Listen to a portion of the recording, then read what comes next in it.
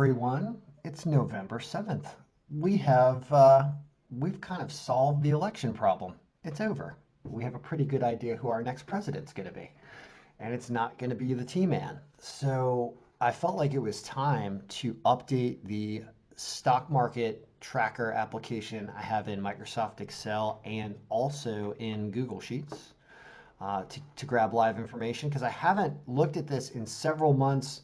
I didn't have any money in the market around this election time. I just didn't know what was going to happen. I just wanted to sit back and let everything play itself out. So now it's kind of time to go over everything. And we're in a unique spot because as I open up this file, it hasn't really been updated in over 2 or 3 months. So all of these projected price targets that I have here, um, basically I kind of pick a max purchase price for certain stocks and say I would buy it up to that point. We get to look at all of these over the last several months and kind of how we've done. So this is a really fun time to do a video, and I think I'm going to start doing these videos more frequently now. Now that I think that you're going to see a little bit more stability in how the market reacts, given that a lot of this uncertainty has kind of been filtered away, given that we have a pretty decisive victory for Biden and a split Congress, and that looks like it's going to be a Republican-led Senate and a Democrat-led House and a Democratic president. So there's some certain things that one thing that both parties can generally agree on is spending money. So I think they're going to take a lot of the lessons learned from the Trump presidency, where he kind of he put his foot down and put the pedal to the metal on, quantitative easing essentially, or flooding the market with liquidity from the Federal Reserve, which has driven a lot of these stock prices up and kept them resilient.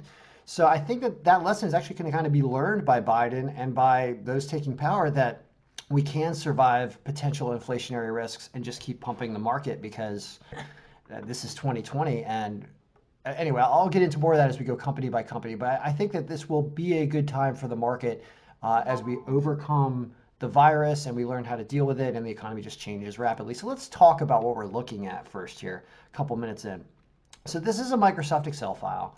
And what I have here is I have different records of different companies. So I grab the ticker symbol of the company, I have the name in there, then the information about how they did today, or the most recent closing day, like they closed at 429.95. They lost $1.86. Keep in mind, sometimes there's after hours trading, so things get a little funky.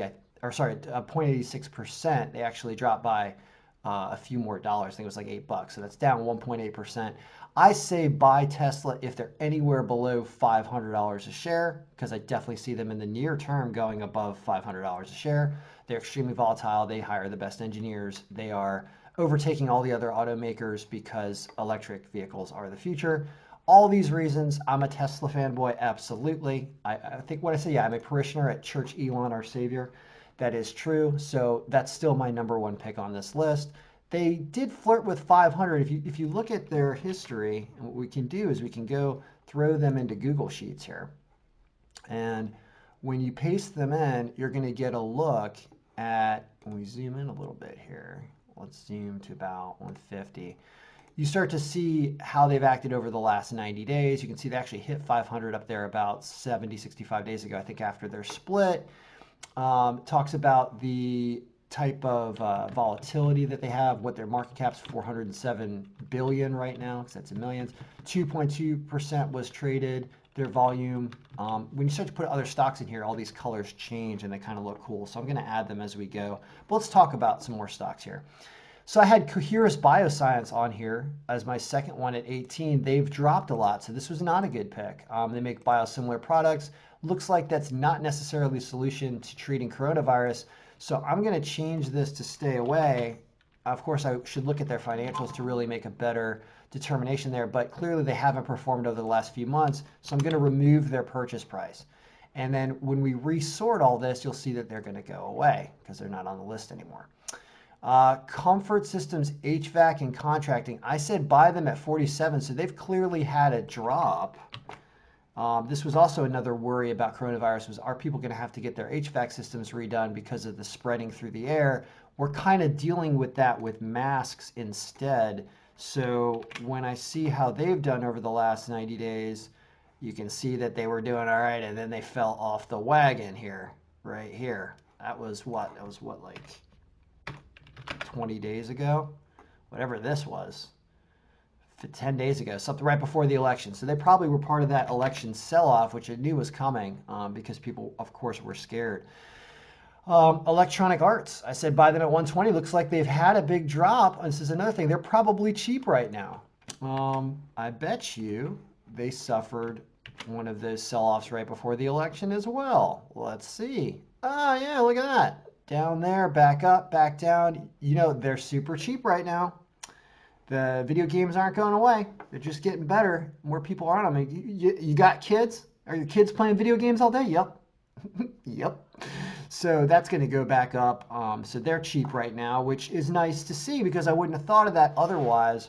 But when you look and you see that I have a target max purchase price of 120, and I mean, God, how long ago was it that I updated that? I don't think oh yeah, sorry. I dated that on May 25th, right?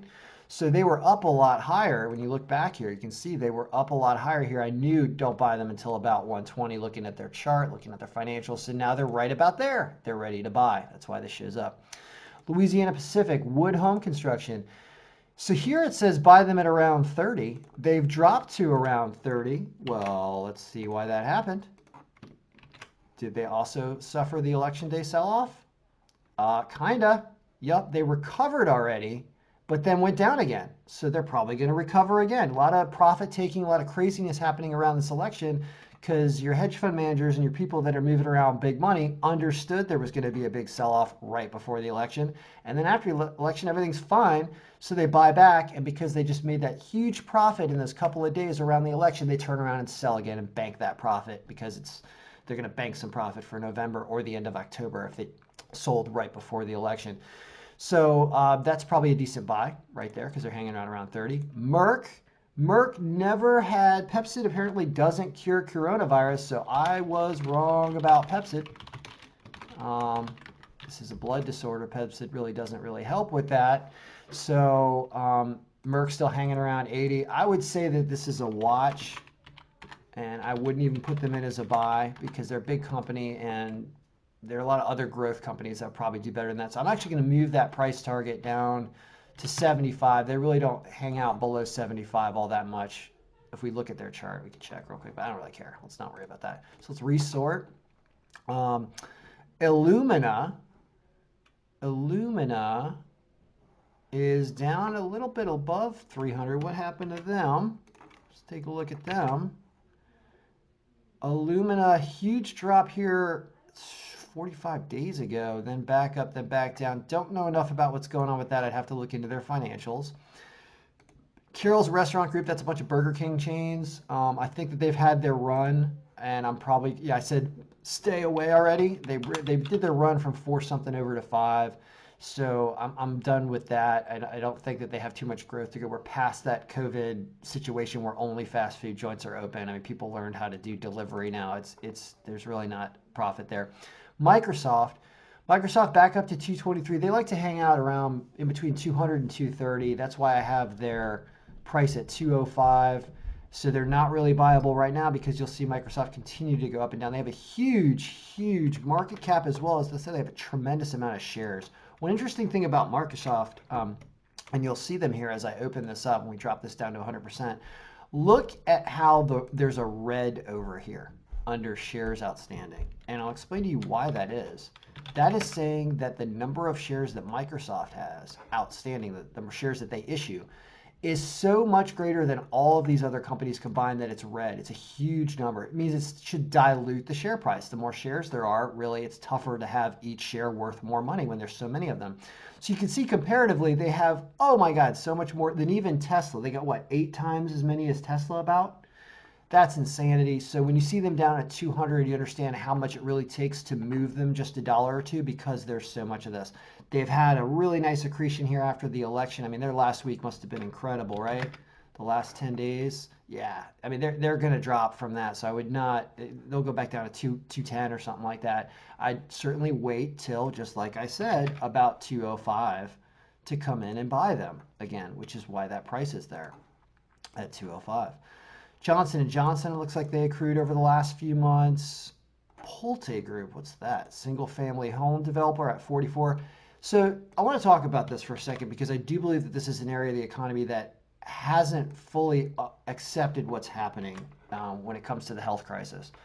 So single family home producers, construction of single family homes and the supplies that are related to them. Look at that fluctuation here before the election, a little bit after the election. I said buy them at 40. So I think that there's definitely going to be a flocking to the single family home, especially the single family home in a climate that is more temperate and warmer.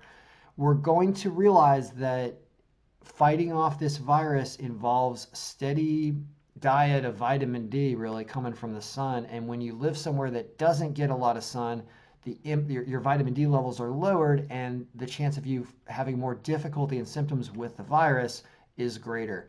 I do believe this is going to kind of create like a mass flocking of essentially the snowbird syndrome, where everybody tries to leave their winter home that is, or their summer home, I should say now, that is up in the Northeast or up in Washington State or just up north and away from the sun at a higher level of latitude on the earth, and you're going to try to get closer to the equator, closer to the sun, closer to California, closer to Florida, closer to Texas, closer to Arizona. That's where I think the single family homes are going to be. So when I see single family home builders like this, I do think that they are a good buy right now. People are going to be wanting to leave apartment complex and crowded, congested areas.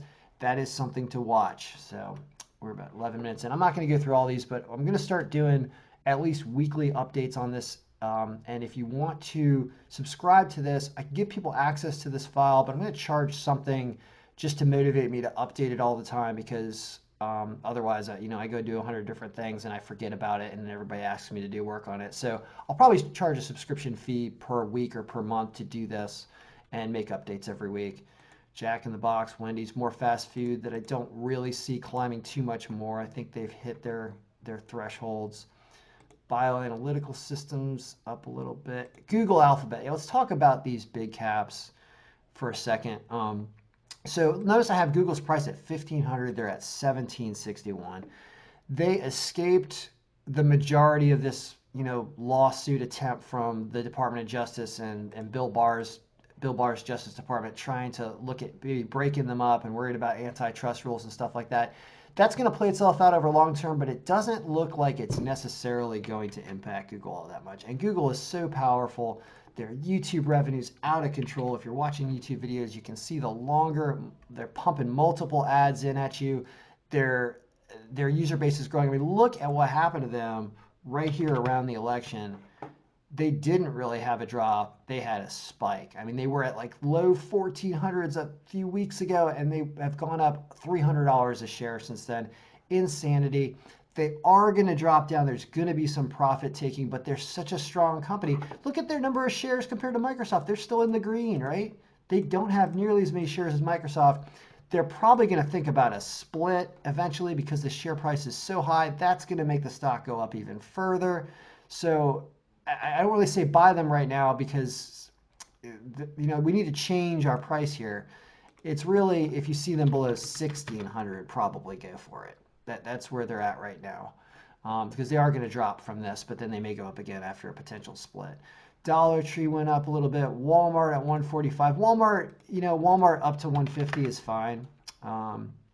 They're going to get there. That may take a few more months, but they are just, I think I said slow and steady. Yeah, they are slow and steady. They're not going anywhere, and they're only going to become more and more powerful. Hey, when you have everything and you sell it at the cheapest price, that's a winning business model, and that's what Walmart does. They're even expanding their online to try to compete with Amazon. Let's talk about them for a second. And Amazon I had at 2,500 a share. They have briefly dropped below 3,000 a share in the last month or so, just briefly, and then shot back up. So really, you're looking at about 3,000 a share. That's kind of their floor now. So still not buyable at 3,300. They're just so expensive. Apparently, I don't think they're going to split. I don't think Amazon's going to split because I think Jeff Bezos wants to be number one, and that means having the number one stock on the exchange in terms of nominal price. And I think he wants to have the highest price stock on there and doesn't care. So I don't see them splitting. Chipotle might split. Big share. They keep accumulating. They keep going well. I mean, really over 1,100. They shot down to 1,100 a few weeks ago. Then shot right back up. They're succeeding in this environment. People like their food. And I do think that there's a potential split coming down the road there. So you've got a lot of opportunity there as well, but they're still a little high right now.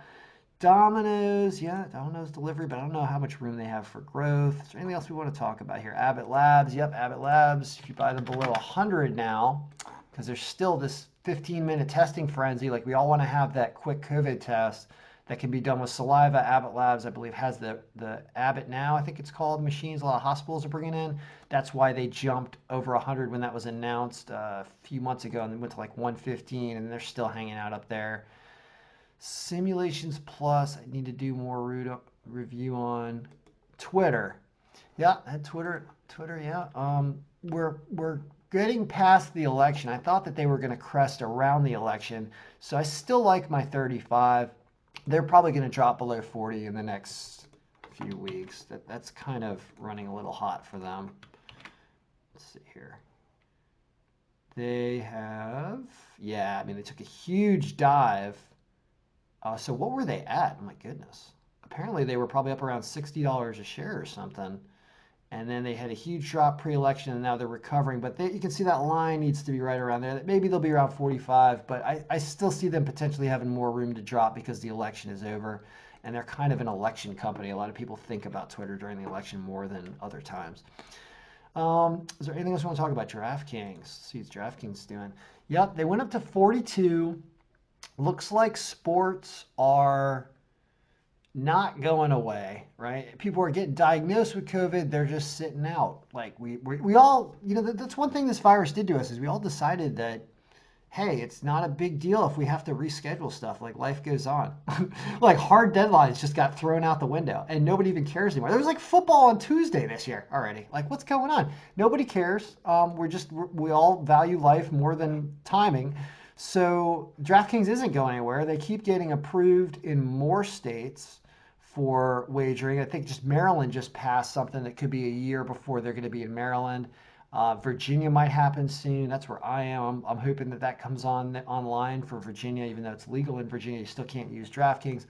So I'm going to up this. I'm going to up this to 40 because I do need to review their profits, but I understand how they operate, and they're a technology betting company that can only grow. And they're able to, they have economy of scale. The more places they're in, the more money they're going to make. It's all software. So I do think they're still a good buy. If they drop below 40, pick them up. Wow, look at eBay go up. Yep, eBay really did run up. Target, wow, Target ran more than Walmart. That's surprising. Target, look at that. I have Target down at 110. Boy, did they benefit more than Walmart even. Amazing. Good for them. I'll have to review that again. FICO company up to 4. Yep, everyone's going to be running their credit. Netflix, I still am a little bearish on Netflix. I just think they're overvalued. I look at YouTube, I compare YouTube to Netflix. I'm like, well, YouTube's got, you see Google and YouTube, they've got everything on there with Google and YouTube. Where'd you go, Alphabet? They got everything in there. Like their market cap, let's compare the market caps of Netflix and Google and Apple Alphabet for a second. Where'd you go? Where'd you go? Where'd you go? Netflix. So let's bring that in there. Let's put it down there for a second. So we're comparing 8 and 10, right? Google and Netflix. You can see that Google, wow, Netflix has a 441 million in shares, but their market cap is 227 billion, and Google's market cap is over $1 trillion. Now, there's a lot of different services obviously involved with Google Alphabet, including search, and it's not just YouTube. It's all those other things, so that contributes to that. But I just see Netflix as, while a content provider that we like to use, I just see their barriers to entry are not as great. And look at this. They've kind of flatlined and then made a comeback after the election. How about that's 25 days. Sorry, let's look at the last year of Netflix for a second. Steadily increasing, but kind of flatlining here over what looks like the last 120 days or so, right? Yeah, even down over the last 20 days.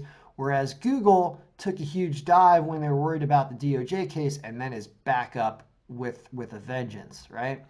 So I don't know. We're like 20 minutes into this. I can talk about this all day. This is why I don't do this all the time because I just keep talking forever. But if you're interested in following this, if you'd like my advice, I'm not a broker. I'm not in any way took a Series 7 or anything. I'm just a numbers guy that does a million different things. And this is one of them that I got into when the pandemic hit and there were no sports to bet on or anything else going on. And I started doing this. So I may as well continue to pass this information out. One thing that, one caveat I like to say is I definitely want to promote companies that I feel like are going to create a better world. So not only am I up on Tesla because I think that they're going to be over 500 a share, but also what they're doing for the planet, what they're doing for all of us. We should get rid of the combustion vehicle. We should get rid of burning coal for electricity. We should have solar roofs and we should have electric cars. Tesla's bringing us there. I am a parishioner at the Church of Elon. So if you can take one piece of advice from me, it is go buy Tesla.